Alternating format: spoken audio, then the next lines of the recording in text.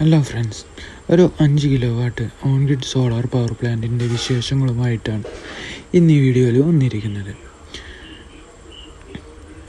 നമുക്കിതിൻ്റെ structure side നോക്കുകയാണെങ്കിൽ നമുക്ക് അപ്പോളോടെ 16 kg പൈപ്പ് വെച്ചിട്ടാണ് നമ്മൾ സ്ട്രക്ചർ എല്ലാം ചെയ്തിരിക്കുന്നത്. അതിൽ നമുക്ക് ടോട്ടൽ 10 പീസ് പാനലാണ് വരുന്നത്.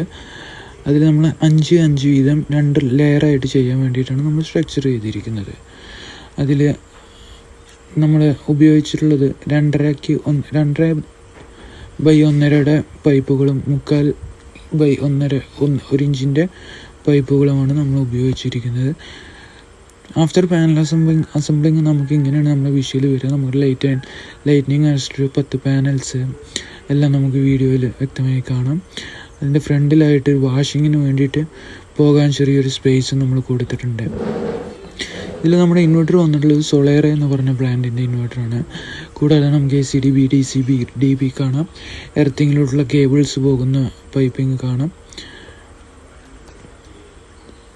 പിന്നെ നമ്മുടെ സോളാർ മീറ്ററും KCB മീറ്ററുമാണ്. അതെല്ലാം ഒരു ബോക്സിനകത്തായി ഇൻസ്റ്റാൾ ചെയ്തിട്ടുണ്ട്.